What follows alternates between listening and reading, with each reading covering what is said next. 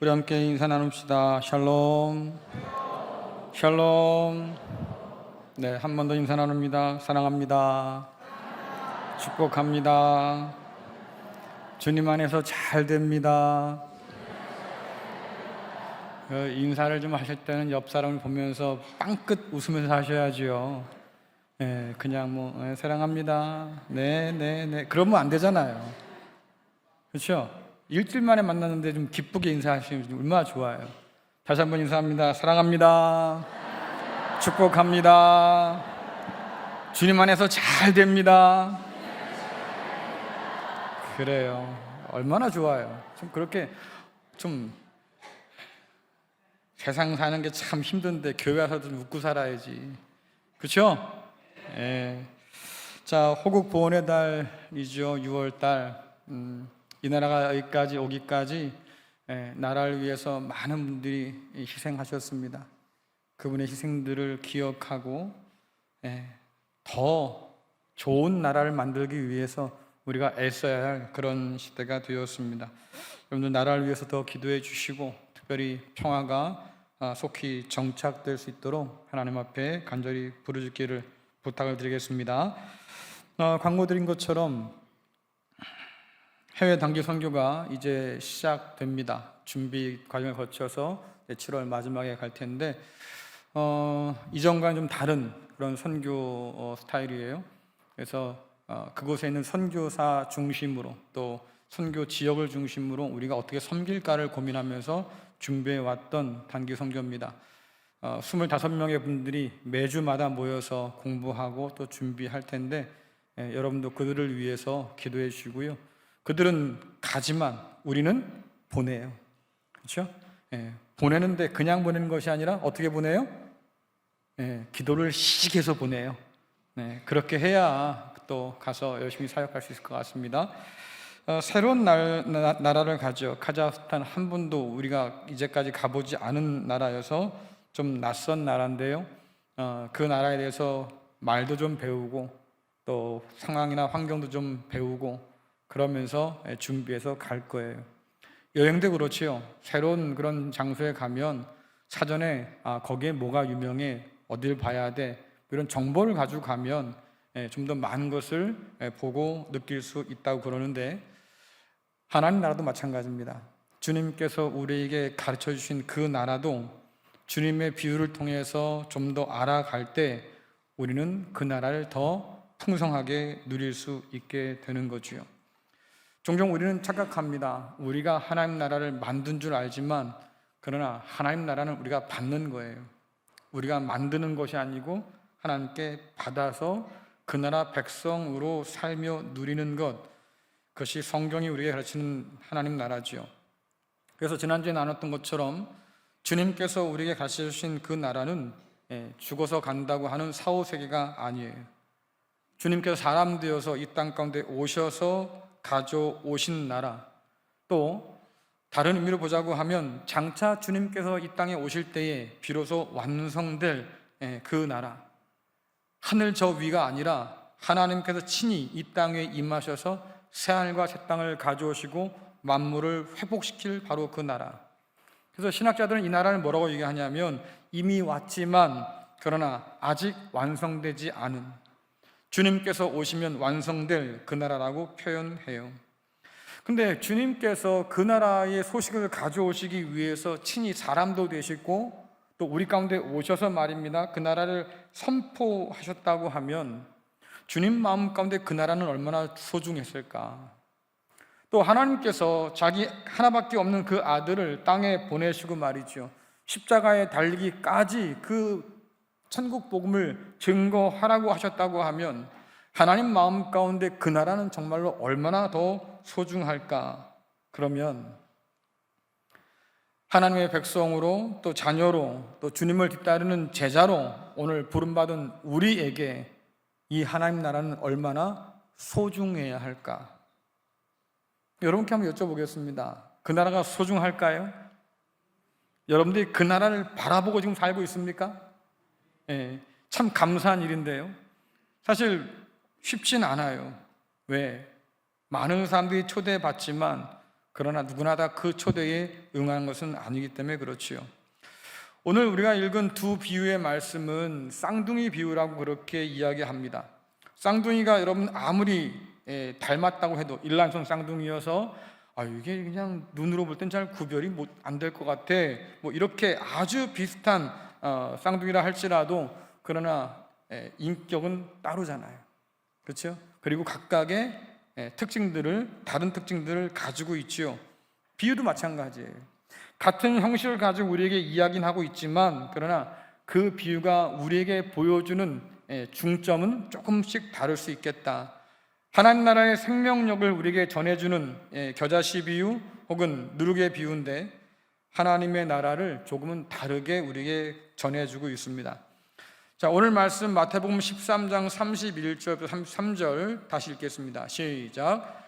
또 비유를 들어 이르시되 천국은 마치 사람이 자기 밭에 갖다 심은 겨자씨 하나를 같으니 이는 모든 씨보다 작은 것이로되 자란 후에는 풀보다 커서 나무가 되매 공중의 새들이 와서 그 가지에 깃들으니라. 또 비유로 말씀하시되 천국은 마치 여자가 가루 소말 속에 갖다 넣어 전부 부풀게 한 누룩과 같으니라. 아멘. 지난주에 살펴본 것처럼 겨자씨 비유는 하나님 나라의 생명력을 우리에게 보여주는데 자라요. 그렇죠? 처음엔 아주 보이지 않을 만큼 작지만 그러나 점점 자란다. 그래서 주께서 하신 말씀처럼 하나님 나라가 여기 있다 저기 있다 말할 수 없다 하지만 그 나라는 결국 자라기 마련이고 큰 나무가 되어서 많은 새가 깃든 것처럼 많은 사람들이 그 나라의 백성으로 돌아오게 될 것이다, 이렇게 말씀하셔요. 그래서 이 겨자씨 비유를 잘 읽다 보면 하나님의 나라의 목적이 무엇인가를 우리에게 알려주는데 큰 나무에 새들이 와서 쉼을 얻는 것처럼 하나님은 세상 모든 사람들이 하나님 통치 아래서 영원한 안식을 누리기를 원하신다고 하는 것이에요. 그래서 그 아들을 통해서 우리를 그 천국으로 하나님 나라로 초대하셔요. 성경에 보니까 바울이 그럽니다. 하나님은 모든 사람이 구원받기를 원한다. 그래서 하나님의 초청은요 차별이 없어요. 누구에게나 다 이 하나님의 나라는 열려 있다고 말하는데 중요한 건 누구나 다 그 초대를 기뻐하는 것은 아니더라라고 하는 거예요.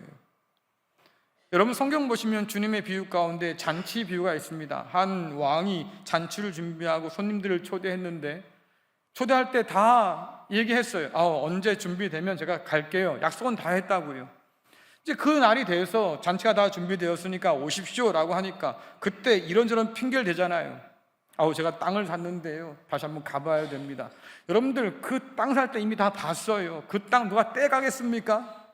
잔치 참여하고 가서 보면 돼요. 근데 가기 싫은 거지. 저는요 소를 샀는데요, 소를 한 번 더 보러 가야겠어요. 여러분 소 살 때 안 봤어요? 궁둥이가 크구나, 새끼 잘 낳겠다, 이가 튼튼하겠군, 건강하겠군, 다 봤어요. 근데 뭘 또 가서 봐요? 쉽게 말하면 가기 싫은 거예요. 초대를 받았지만 가기 싫은 거예요. 모두가 다 하나님의 초대를 받긴 했지만 기뻐하거나 반기지 않았다. 아마 여러분도 그럴 겁니다. 예를 들면 옛날에는 잔치가 있었잖아요. 큰 잔치들이 많았으니까 회갑 잔치 있었고 칠순 잔치도 있겠고 또 결혼 잔치도 있겠고 어느 순간부터 초대장 받으면 좀 부담스럽다는 사람 있잖아요. 바빠서 못 가요, 미안합니다, 이런 사람 있어요. 그러니까 초대받는다고 다 가는 것은 아니겠구나. 하나님 나라도 그렇습니다. 오늘도 여전히 많은 사람이 하나님 나라에 관심을 두지 않고 살아요. 그러니까 교회에 와서도 사실은 교회를 다닌다고 해도 제발 받으세요.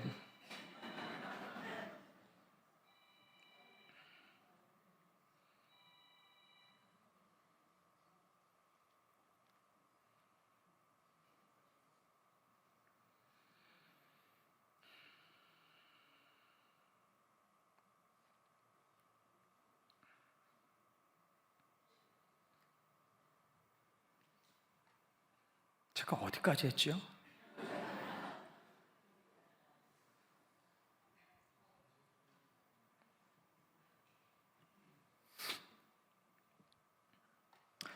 어쨌든 겨자씨 비유가 우리에게 보여주는 하나님 나라는 그 나라는 잘한다, 품이 크다, 새들이 깃들어 쉴 만큼, 이방인들이 와서 죄인들이 와서 쉴 만큼 그 품이 크다라고 말해주는데, 반면에 이 누룩의 비유는 하나님 나라가 가진 어떤 변화의 능력, 생명력을 우리에게 보여줍니다. 여인이 가루에 반죽을 하고 거기에 누룩을 넣었어요. 근데 이 누룩이 말입니다, 반죽을 부풀게 하잖아요. 누룩을 넣기 전과 누룩을 넣었을 때는 전혀 다른 거지요. 우리는 이 성질이 변하는 것을 뭐라고 말하냐면 발효라고 그래요. 발효. 여러분 잘 아시죠? 발효. 우리가 잘 하는 거잖아요. 김치도 발효식품이고요, 된장이나 간장도 발효식품이고요. 그래요. 뭔가 성격이 달라지고 변화되는 것, 이것을 발효라는 말을 쓰는데, 눈에 보이지 않는 하나님 나라지만, 그러나 오늘 주께서 말씀하십니다. 그 나라는 힘이 있어. 어떤 힘이에요? 잘하는 힘만 있는 것이 아니고 뭔가를 새롭게 변화시키는 힘이 있다. 그 나라가 세상 가운데 임하면 세상도 새롭게 변한다. 시간이 걸리겠고 때가 이르겠지만 어쨌든 그 안에 세상은 점점 더 변해가고 있다고 말씀하고 있는 거예요.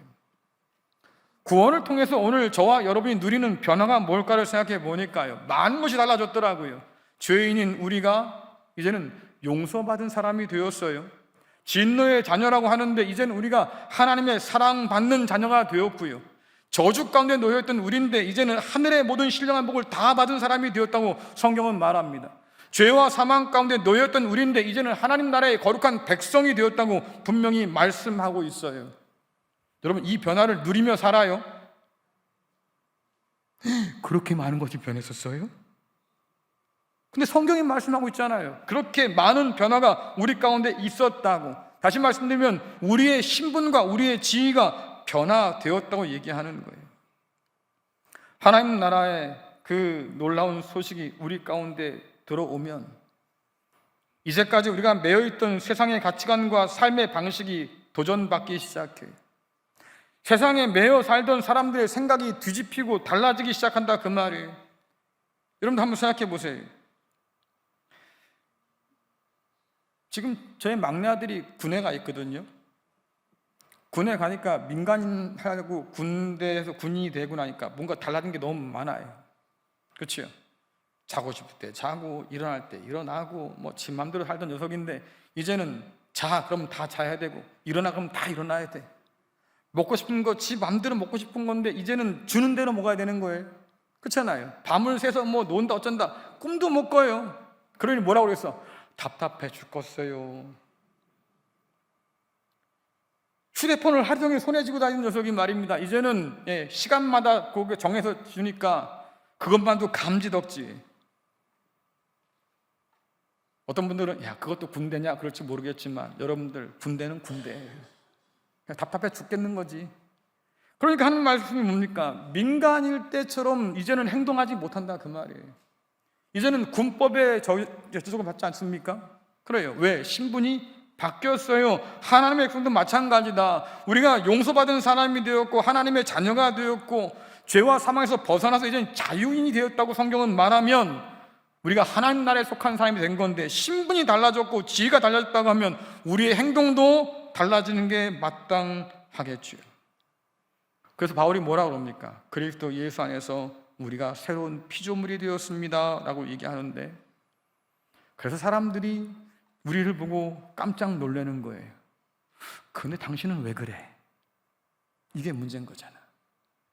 하나님의 백성으로 부름받아 산다고 하는데, 그러면 사람들은 우리한테 다른 기대를 갖기 시작해요. 야, 그래도 세상 사람보다는 낫겠지? 그치요? 하나님을 두려워할 줄 알고 주님을 섬기며 산다고 하니까 세상 사람과는 좀 다르겠지? 그렇게 기대하고 우리를 본다, 그 말이에요. 왜? 세상 사람도 알아요. 우리의 신분이 바뀌었고 우리의 지위가 달라졌구나. 그리스도 예수 안에서 변화가 되었구나.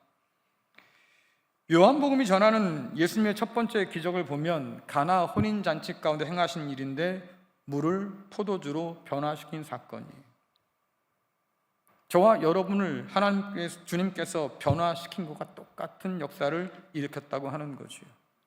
그러니 우리가 다른 사람이 되었으니 다르게 사는 것이 마땅하겠다라고 하는 것이고, 이것은 그리스도 예수 안에서 이미 우리가 받아 누리는 것이라고 얘기하고 있습니다. 그러니까 앞으로 여러분들이 하나님의 자녀가 될 거예요 라고 말하지 않는다, 그 말이에요.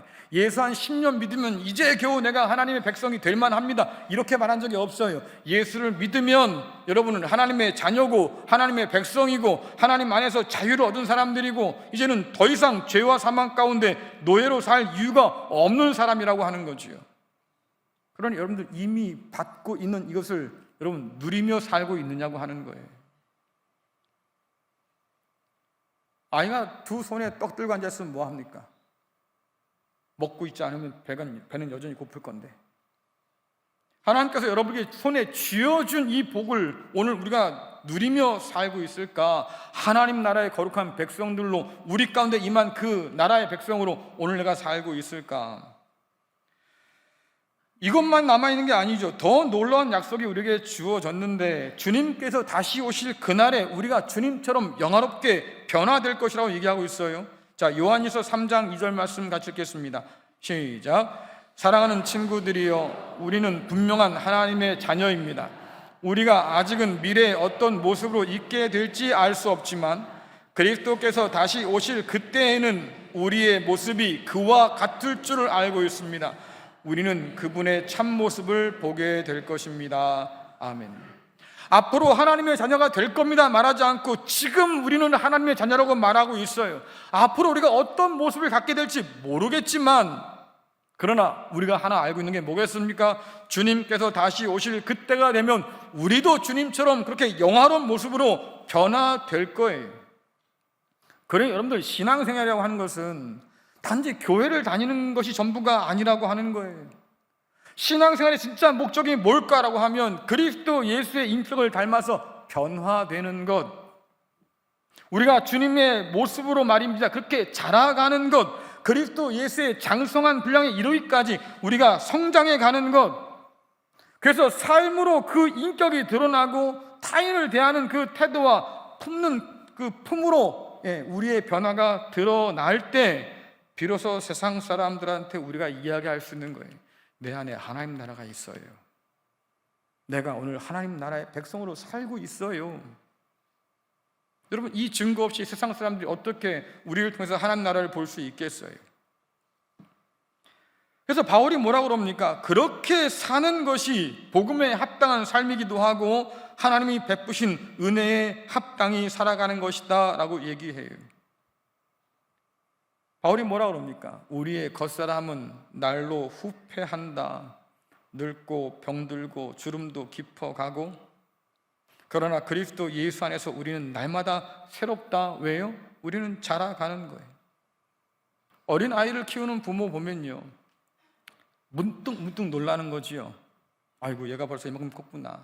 뭐 아이 나면은 이게 벽에다가 문에다가 대놓고 이게 그거 보잖아. 그렇죠? 몸무게도 재보고, 야, 얘가 지난주보다 얼마나 컸어? 본다 그 말이죠. 자라는 게 기쁨이에요. 오랜만에 보는 사람들은 뭐라고 그랬습니까? 애가 벌써 이렇게 컸어요? 그래요. 그 큰 성장의 그것을 말입니다 훨씬 더 크게 느낄 수가 있는 거지요. 그리스도 예수 안에서 우리가 자라간다고 하는 거, 이건 그만큼 중요한 것이고, 주님의 장성한 분량에 이르기까지 우리가 변화된다고 하는 건 굉장히 중요한 일인 거예요. 그래서 우리가 주님처럼 생각하고 주님처럼 살기 위해서 오늘 몸부림치는 태도가 우리에겐 필요한데, 성경은 그것이 곧 신앙생활이라고 분명히 얘기해요. 예전에 어떤 그 엄마가 아주 어렵게 아들을 얻었습니다. 이 아들이 얼마나 귀하겠어요. 그러니까 이 아들을 보고 뭐라는 줄 아십니까? 아유, 얘가 그냥 늘 요만했으면 좋겠다. 제가 그 마음은 이해하는데, 10년이고 20년이고 걔가 그만큼 그만하면 여러분 그때부터는 걱정하지 않겠어요? 그렇죠?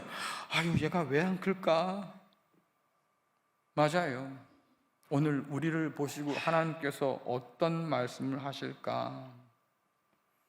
여러분 신앙생활은 어떻습니까? 날마다 자라고 있을까요? 날마다 주님의 마음을 품고 자라고 있을까요? 주님의 분량에 이르기까지 우리가 그렇게 자라고 있을까요? 교회 다닌다고 하면서 아직도 뒤집히지 못한 사람이 여전히 있어요. 세상 사람처럼 살아가는 사람이 여전히 있다고요. 하나님을 알아가는 일에 열심을 내지 않아요.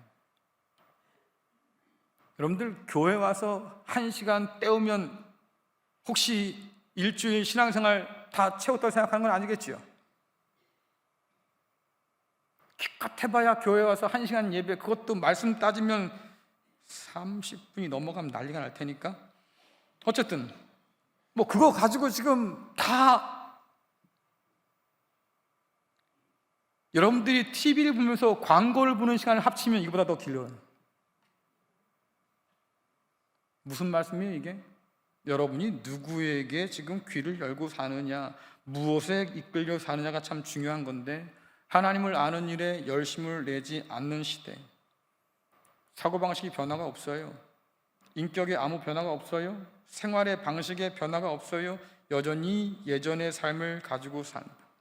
아마도 여러분 그럴 겁니다. 오랜만에 만난 사람이 여러분 보면서 아유, 어떻게 당신은 하나도 안 변했어, 주름도 하나도 없어, 어떻게 빤빤해. 그럼 뭐라고 그랬어요? 아유, 관리 좀 했지. 하지만 솔직하게 알아. 왜? 거짓말인 거 안다고. 그래도 그 말 들을 땐 기분 좋지요? 아유, 관리한 보람이 있나 보다. 그때는 기분 좋은 얘기예요, 그게. 그런데 여러분들, 오랜만에 만난 그 사람이 야, 너는 교회 다니는데 아직도 그 모양이냐? 이러면 여러분들 긴장해야 돼요. 마음이 불편해져야 돼. 왜? 내가 예수를 닮고 있지 못하다는 것이고, 내 인격이 그렇게 자라지 않는다는 것이고, 이전에 살았던 방식이 달라지지 않아서 여전히 그 모양으로 산들고 있다고 하는 거니까, 그걸 누가 알아요? 나를 오랜만에 만난 사람이 나를 보고 그렇게 알아챈다고 하면, 복음에 노출이 돼요. 믿음에 노출이 돼요. 교회는 다니니까. 하지만 전혀 자라지 않는다. 걱정이죠. 주님을 따라다녔던 많은 사람들이 있었습니다. 하지만 그들은 주님 앞에서 결단하거나 변화되지 않았어요. 바리새인도 열심히 주님을 따라다녔지요. 하지만 그들은 변화되지 못했습니다. 종교적으로 더 굳어갔어요. 자기 착각에 빠져 살았습니다. 우리만, 율법을 잘 지킨 우리만 하나님 나라에 들어갈 자격이 있는 거지, 저 죄인들, 저 이방인들 웃기지 말라고 그래. 예수님이 말씀하신 그 천국을 그들은 거절하고 거부하고 살았다고요. 그런데 중요한 건 뭐냐면, 이렇게 종교 행위로 남을 때는 생명력이 없어서 결국 공허함만을 안게 된다 하는 거예요. 주께서 그들을 경고하지 않습니까? 너희들이 천국에서 먼 사람들이야. 나와 상관없는 사람들이야. 나는 너를 도무지 모르겠어. 너희는 불법을 행하는 사람들이야. 그러나 여러분들, 복음을 따라서 우리가 뒤집히고 변화되지 않는다고 하면 하나님 나라가 여전히 우리 가운데 자리 잡지 못하고 있는 거예요. 물론 여러분들, 저와 여러분은 완전하지 않습니다. 가끔 어떤 분들이 저를 오해하는 분들이 계셔요. 목사, 지는 잘하나 보지? 맨날 우리한테 잘하라고 한 거 보니까. 그런 분들 계시죠? 오해하지 마시라고요.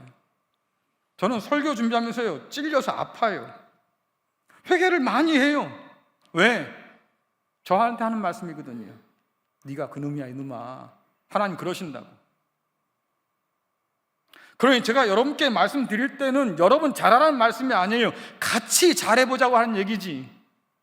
주의 말씀이 분명하니 그 말씀 따라서 좀 열심히 같이 해봅시다라고 하는 얘기지요. 주님 닮기 위해서 그런 씨름이 우리 가운데 없다고 하면 여러분들, 우리 안에 천국이 자리 잡지 못한 거예요.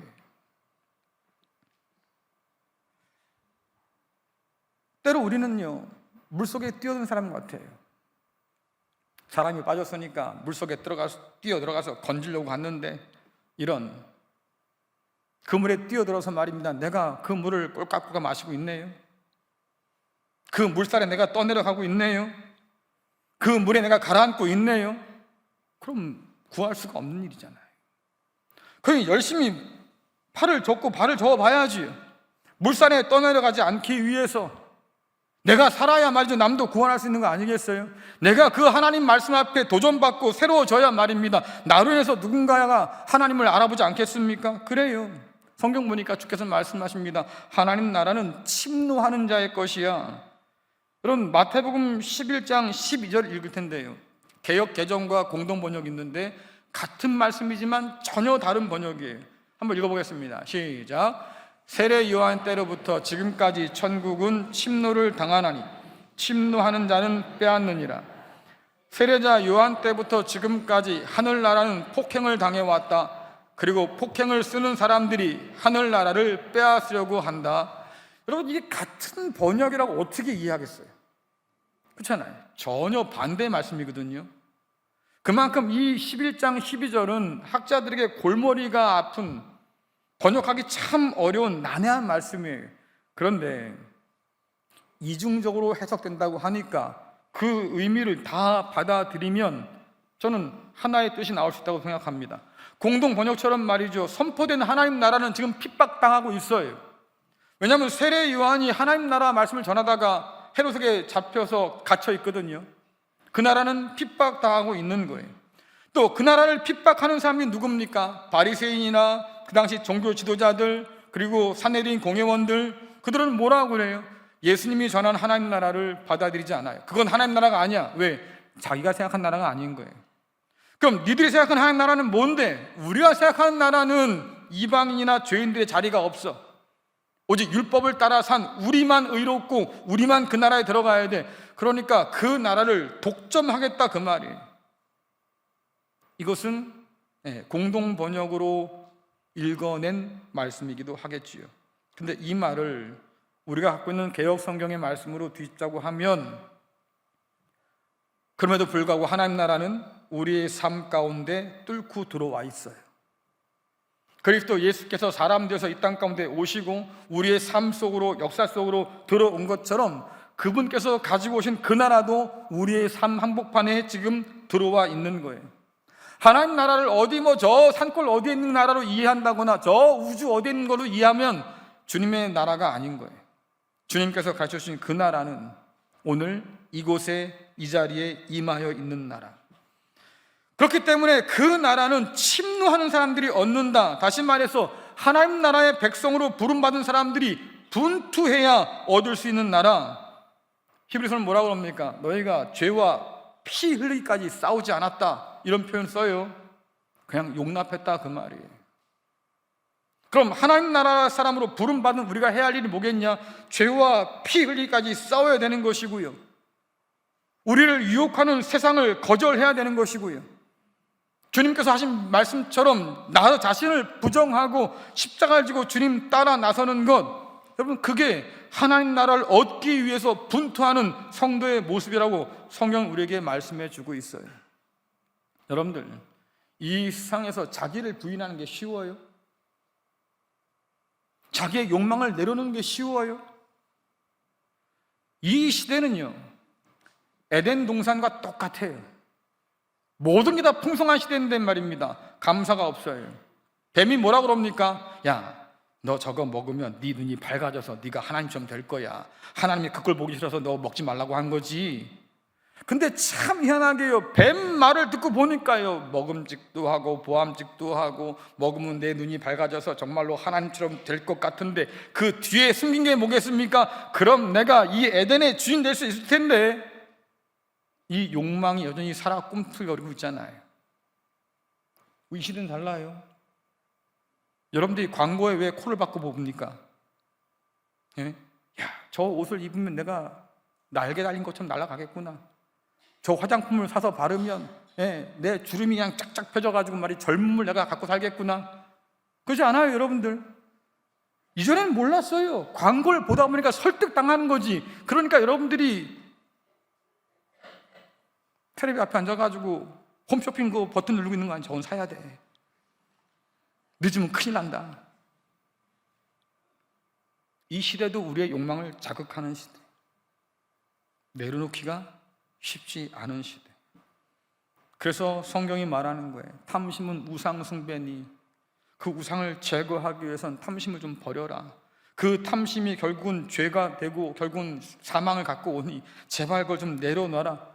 그래요. 우리 욕망 따라 살고 싶은 세상 가운데서 이 욕망을 내려놓는 건 이건 우리 안에 있는 내적 싸움이 없이는 감당할 수 없겠다 그 말이에요.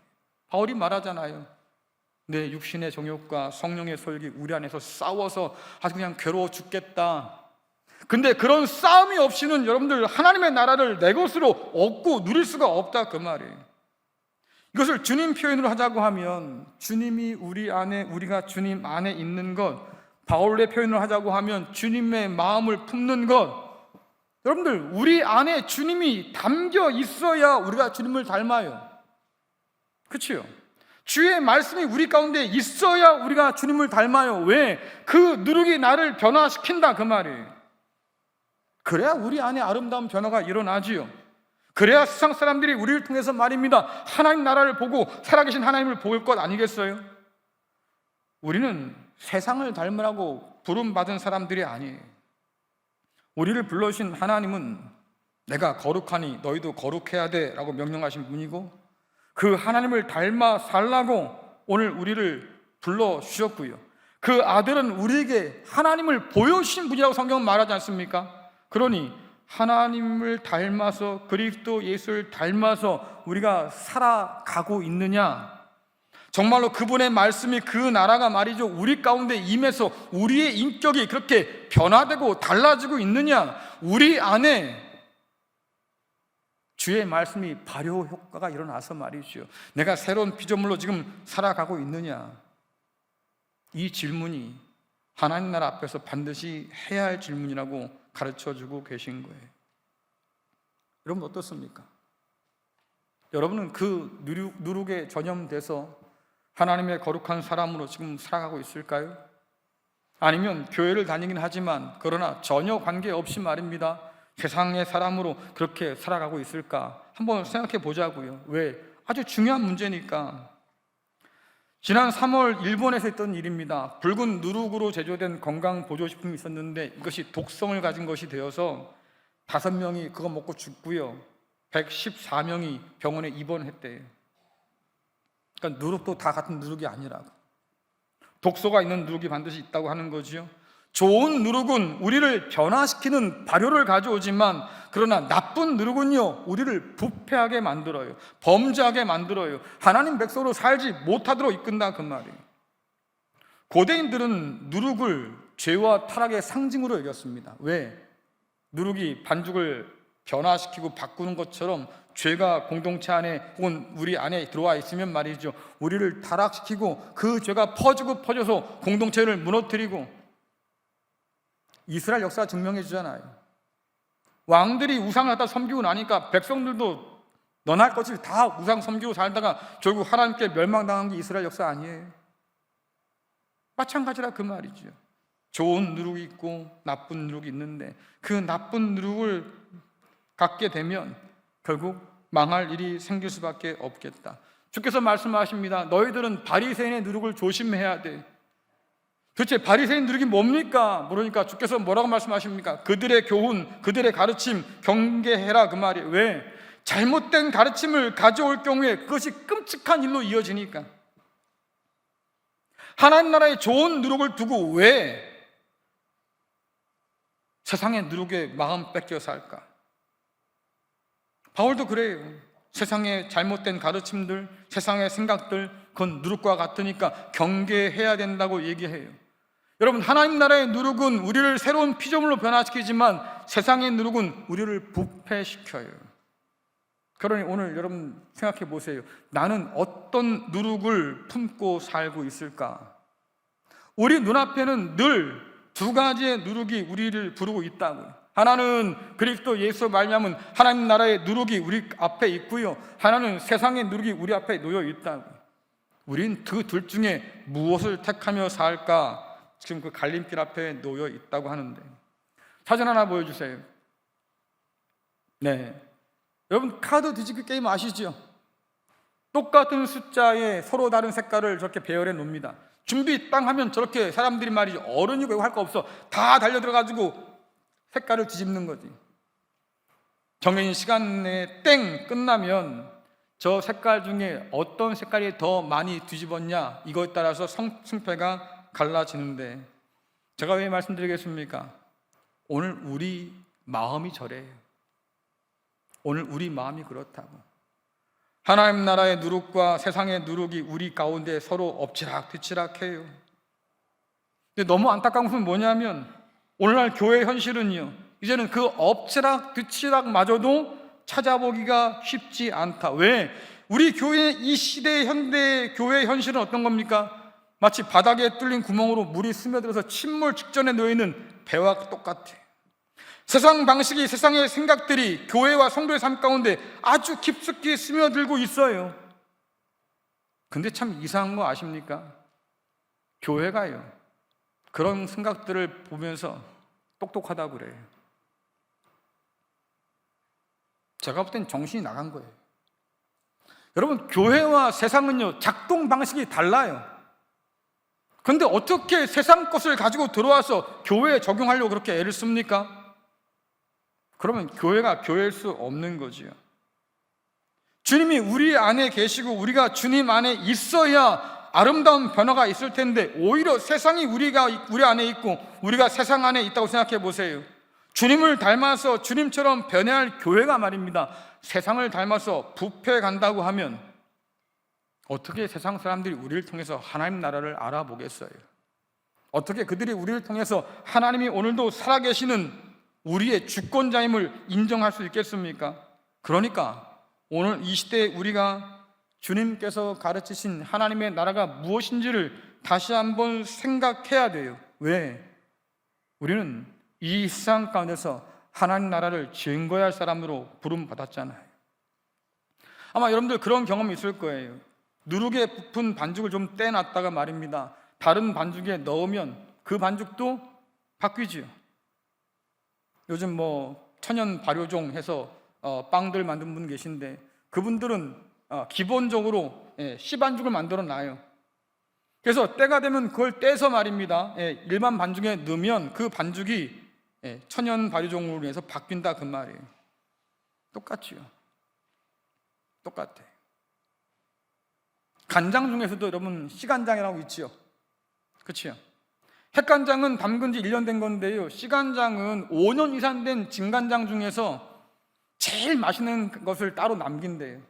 근데 이 씨간장이 얼마나 대단하냐면 우리나라에서 제일 오래된 씨간장이요, 350년 된 게 있대요. 100년도 못 살면서 놀래지도 않아. 근데 여러분들 그 씨간장 한 병 1리터에 얼마인 줄 아셔요? 500만 원. 그럼 그 항아리 한 항아리는요? 놀랄 준비하시고 넘어가면 안 되니까 1억. 싼가 봐요. 1억이라고요. 그런데 이 씨간장이 중요한 게 뭐냐면, 핵간장을 담그고요, 그 씨간장을 거기다가 타면 그걸 겹장이라고 그러는데요, 두 개를 섞는다고. 근데 핵간장이 씨간장처럼 맛있어진대요. 왜? 그 안에는 미생물들이 바꾸는 거예요. 변화시키는 거죠. 그래요. 왜 주님께서 우리를 땅끝까지, 세상 끝날까지 모든 민족에 가서 이 천국 복음을 전하고 했을까? 이유는 한 가지지요. 이미 그 나라를 맛본 사람들이기 때문에. 그래서 그 명령에 순종한 제자들이 말입니다, 소수였어요. 이들이 퍼져서 복음을 전하기 시작하니까 이 복음이 들불처럼 퍼져나가기 시작하는데 교회가 세워집니다. 하나님은 그 교회를 통해서 오늘도 여전히 이 천국 복음을 증거하게 하시고 세상 가운데 천국을 보여주라고 지금 말씀하고 계신 거예요. 저는 꽃 중에서요, 민들레를 제일 좋아해요. 왜 좋아할까요? 무쳐보면 맛있어? 아니야. 민들레를 좋아하는 이유는 딱 한 가지예요. 얘는 어디에 떨어지든 꽃을 피워요. 너무 신기하지요? 바위 틈에 아스팔트 만큼 남은데도 피면요, 씨가 떨어지면 반드시 노란 꽃을 피울 때까지 자라요. 근데 거기에 끝나는 게 아니지요. 그 노란 꽃이 나중에 민들레 홀씨가 되어서 또 씨앗을 뿌는데, 하나 떨어지면 몇 년 후에 가면 그 주변이 다 민들레로 덮인다, 그 말이에요.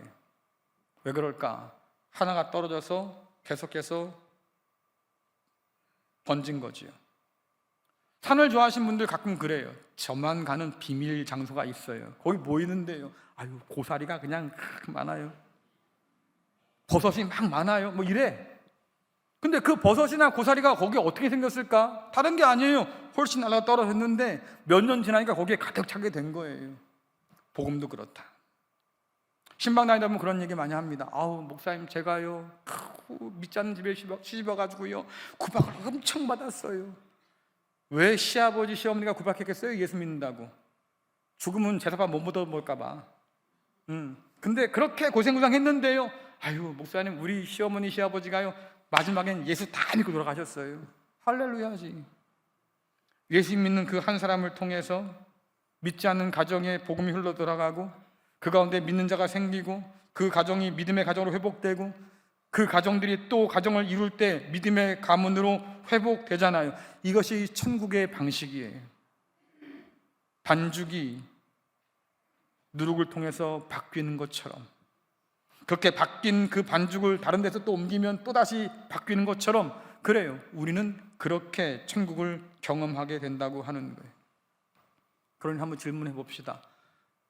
그렇게 내가 천국 복음을 깨닫게 되었고 바뀐 반죽이 되었다고 하면, 변화된 반죽이 되었다고 하면, 여러분, 우리는 세상 가운데 들어가서 지금 바꾸고 있을까요?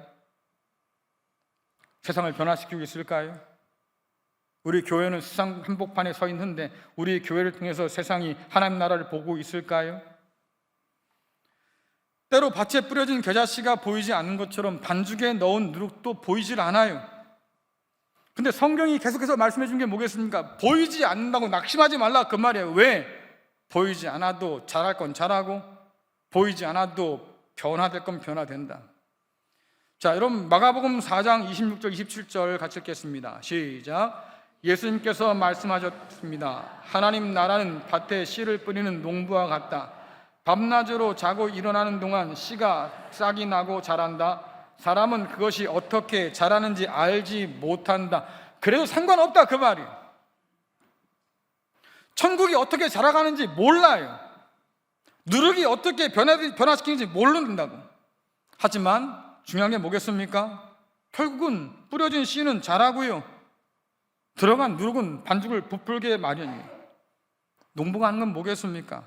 과정을 다 알지 못하지만 그래도 내가 씨를 뿌리고 가꾸면 싹이 나고 자라서 열매를 맺는다, 이걸 믿으니까 오늘도 농부는 믿음을 가지고 씨를 뿌리고 물을 주고 가꾸는 거 아니겠어요?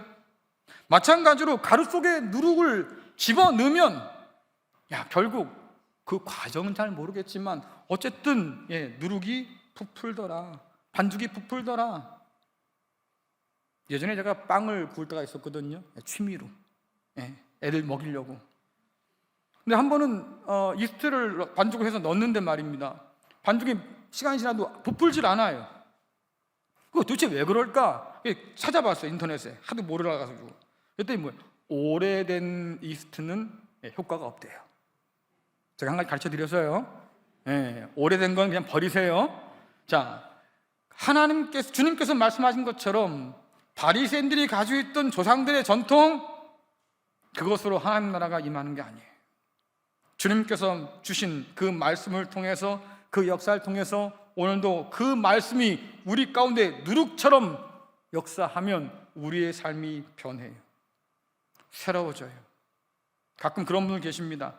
설교한다고 사람이 변합니까? 그거 못 믿겠으면 여러분들 설교하지 말아야지. 그치요? 가물에 콩나듯 해도 듣는 사람 변한다고 믿고 해야지. 그거 못하면 제가 설교를 왜 하겠어요? 안 그래요? 저는 그렇게 말하는 목사가 제일 한심해. 그럼 왜 목회하냐고, 왜 설교하고 도대체가. 하나님 말씀이 능력이 있고 그 말씀이 우리 가운데 누룩처럼 역사하면 우리 삶이 바뀌어요. 여인이 그것을 알기 때문에 반죽에 누룩을 집어넣는 것처럼 교회가 오늘 그 말씀의 능력을 믿으면 그 말씀을 포기하지 않고 전하려고 애를 쓸 거예요. 세상 끝까지 가서 하나님 나라 복음을 전하려고 하면 먼저 그 복음에 우리가 전염돼야 돼요.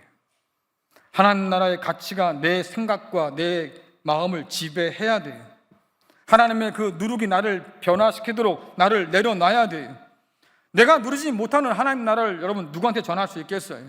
오늘 여러분들 이 자리에 나오셨는데 하나님 나라를 맛보며 살아요? 이럴 땐 좀 아멘 좀 크게 해봅시다. 하나님 나라를 맛보고 살아요? 그 나라가 여러분 가운데 있습니까? 뭐또 저까지지. 왜? 알아.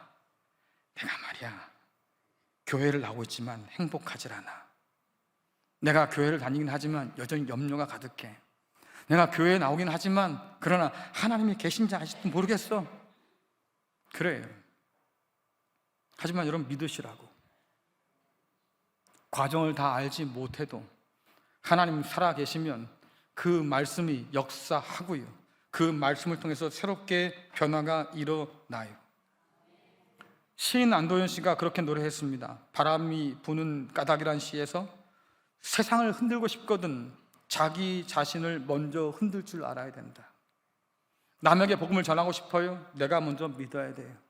천국이 있다고 가르쳐주고 싶어요? 내가 먼저 그 천국을 맛봐야 돼요. 여러분, 천국은요 입소문으로 퍼지는 거예요. 경험한 사람들에 의해서, 맛본 사람들에 의해서 천국은 전해지는 거지요. 내가 오늘 그것을 맛보지 못한다고 하면 누군가에게도 전할 수 없다고 하는 것.